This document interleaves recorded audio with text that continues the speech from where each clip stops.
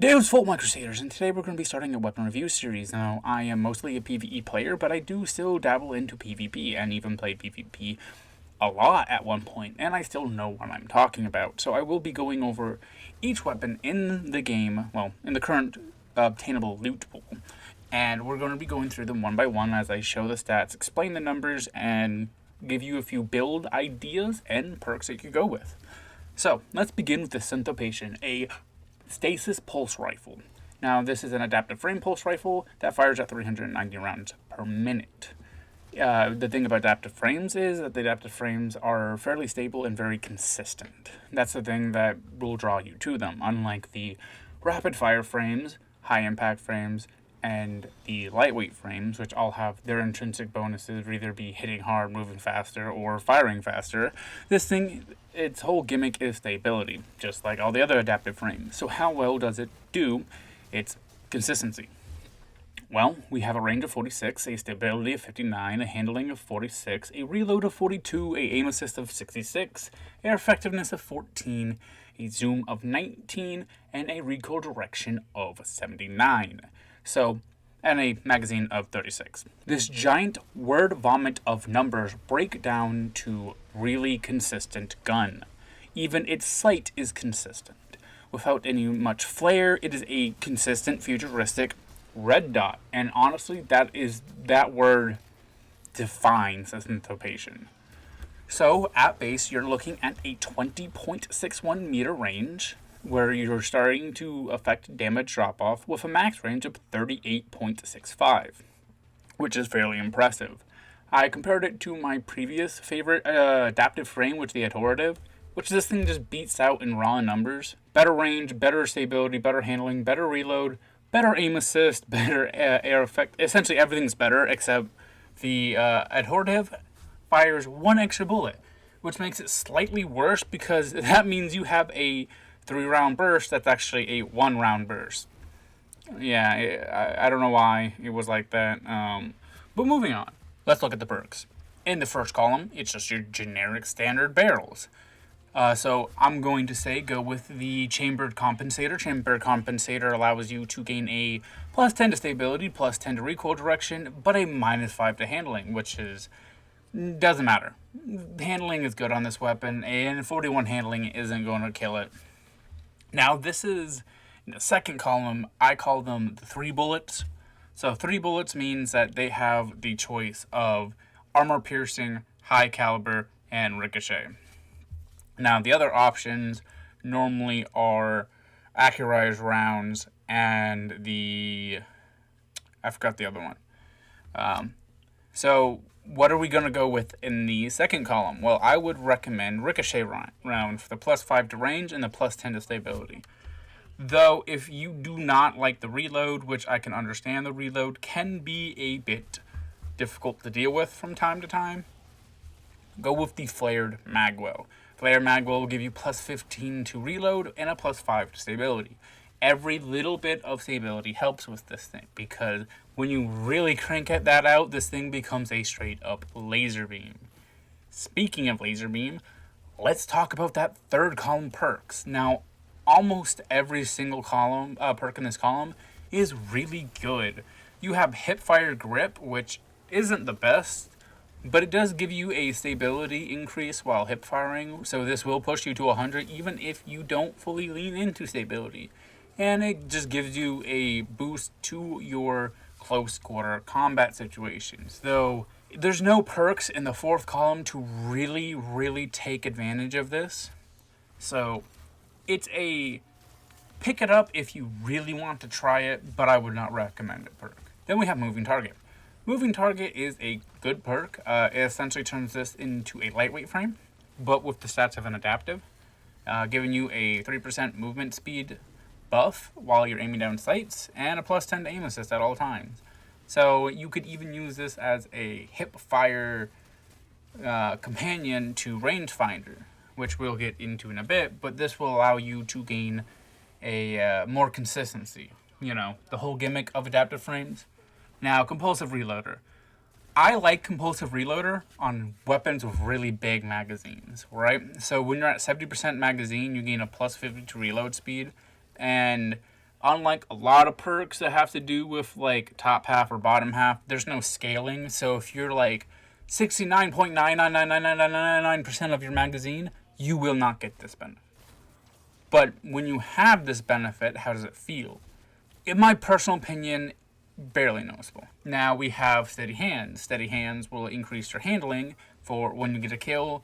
It's pretty simple, you know. I like it. If you are running a sniper rifle or a fusion rifle with this, you can spray down a target and then quickly swap to your special and swap back, because you do have 8 seconds, and it can be refreshed every 6 seconds. It's good. Don't get me wrong. Increased handling is always good, but the other 2 perks that we have are really, really good, and depending on who you are, they are the best in slot. For me, Zen Moment's best in slot. It says causing damage increases stability, which isn't what it actually does. So what Zen Moment actually does for you new players and players who don't actually decide to go into the wiki and go onto Reddit pages because Bungie doesn't tell you what things actually do, it just reduces how much that reticle shakes. So there's a concept in a lot of games called the Invisible Reticle. So no matter where your reticle actually is pointing to, it's your true reticle. Like, CSGO is very, very, very famous for people putting reticles on their game that aren't like the normal reticle.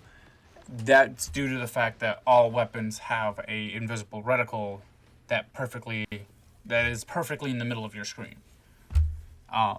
So when you're moving around and wobbling and doing all that stuff and you see the red dot go crazy in the middle of your gun, it's actually not doing that. It is actually a set thing there. That is just for looks. This removes that. So what does this do for the gun? Nothing. But it helps you use the gun. Now, if you've been using this for a while and you know inherently where your 0 is, or you've just been playing this game so much you just know where the 0 is for all your guns, then Moment's not worth it. Then you want to move on to Outlaw. Now, you could just be using Outlaw right out of the gate for the plus 70 to reload on a headshot kill. And with the enhanced Outlaw, you get a longer duration before you have to reload. I think it's 8 seconds. That doesn't... I don't know why, enhanced Outlaw does that. But I really don't see any bonuses to this that would really help, other than like increasing the duration. Because like if you buffed it up to like 80 or 90, it's an incredible buff to reload. Now, let's pick a perk. I'm gonna say Zen Moment and Enhanced Zen Moment, so you can get that extra plus 5 to stability. So now you're looking at a 94 stability. That's pretty good. Now in the fourth column, you're looking at Rangefinder, Headstone, Frenzy, Headseeker, Vorpal, and Focus Fury. Let's break them down. So Rangefinder increases your max range, right? So it gives you a plus 10% to your zoom. So in this case, you're getting a 1.9. So you're sitting at a 20.9 in your zoom, which translates to about 3 extra meters. Exactly, if we're being exact, we're going from 38.65 meters of your max range to 43.25. So it is a whole 4 meters, almost. That's great. That really helps you push those longer duels, and it gives you a bonus to your aim assistance. It even increases the projectile speed when ADS, but that doesn't really matter. And if you get the enhanced version, it does absolutely nothing for this weapon. It gives you plus 5 handling. Whoop-de-doo. Now, moving on, we have Headstone. Now, Headstone is what I'm going for, but that's because I main Titan, and Stasis Titan needs to have Headstone. So Headstone, essentially, when you get a kill, it spawns a Stasis Crystal. Shoot the Stasis Crystal, it explodes for damage. It's essentially Stasis Dragonfly. Though on a Stasis Titan, you create Stasis Shards, and that means you can get a Stasis damage bonus, which just makes this thing absolutely gross. And you can cap this stability out at 99 with enhanced Zen and enhanced Headstone. Now, if you're not running a stasis build, I would not recommend Headstone. Instead, move right along to the next one. Frenzy gives you a plus 15% damage increase, but more importantly, it gives you a plus 50 to reload and plus 50 to handling. That is a huge buff. That takes you to about 90 in both categories, 91 and 92 respectively, which makes this thing just reload at a blazing speed. Headseeker, don't touch it. This thing is so accurate, it is not worth it, because you have to hit the body and the head in the same burst, and if you're using this thing correctly, you're not going to be hitting the boss. You're not going to be hitting enemies in the chest and the head. All 3 rounds are just going to be drilled into the head. Now we're looking at Vorpal, which, not bad. A plus 20% damage to bosses, and a plus 40 to 50% damage to ultimates in PvP. This thing's a laser beam, and with its insane range, well, not insane range, but good range, you could get some pretty good damage off of this. And for those who are accurate, you don't need to use Frenzy. You could use Focus Fury with Outlaw. A landing half your shots, which is about 17 to 18 shots, will give you a 20% damage increase for 11 seconds, and it can constantly be refreshed. With Outlaw, you want to hit heads anyway, so using Outlaw with Focus Fury will make this weapon a fun, beautiful combination, though Outlaw Frenzy also works in your favor to make this thing a blazing fast reload speed. And to add to that, you also have Zero Synergy, which gives you a flinch reduction and a plus 36 to handling. Like I said, handling's handling. This thing can max out in handling really quickly. You could go Outlaw Frenzy with Zero Synergy, and you're at like a 120 handling, which handling caps at 100. There's no point. But the flinch reduction with its stability at like 89 without going with the enhanced perks, that's insane. So if you are running both enhanced Zen and enhanced Headseeker with Zero Synergy and a recoil compensator mod, this thing becomes a monster. A 100 recoil, almost 100 stability, and a bonus flinch resistant on top of your flinch resistance you get from having high stability. And if you're running a Titan, running 100 resilience will give you even more flinch resistant. So you should be hitting heads constantly. Now let's go over 2 builds that you could be running to get the most out of your Syncopation. Now, first of which we're going to be talking about the Behemoth Titan. Now the Behemoth Titan, all you really do need is the Whisper of Rending, which allows you to instantly break your stasis crystals that you create. Sometimes if you kill a target in the first shot of the 3-round burst, the other 2 shots will instantly shatter the crystal. And then we have Whisper of Fissures, which increases the damage and it also increases the blast radius of the crystal's explosion. Now, with that being said, you can push this even further, right? So on Behemoth Titan, you could be running the Font of Might with Elemental Shards. So when you break that crystal, you also will be getting a 25% damage bonus. This puts you into a cycle of headshot, shatter crystal, increased damage. Next shot's easier.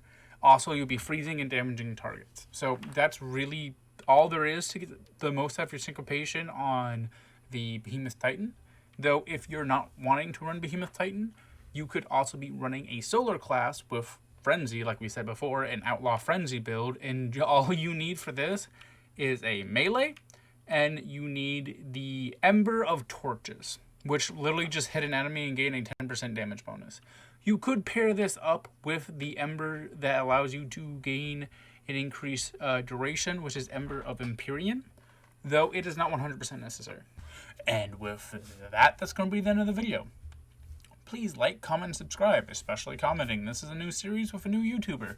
I really need some interaction with these videos so the algorithm can like me. Also, I would like to make these videos as good as I can. So please tell me what I'm doing wrong.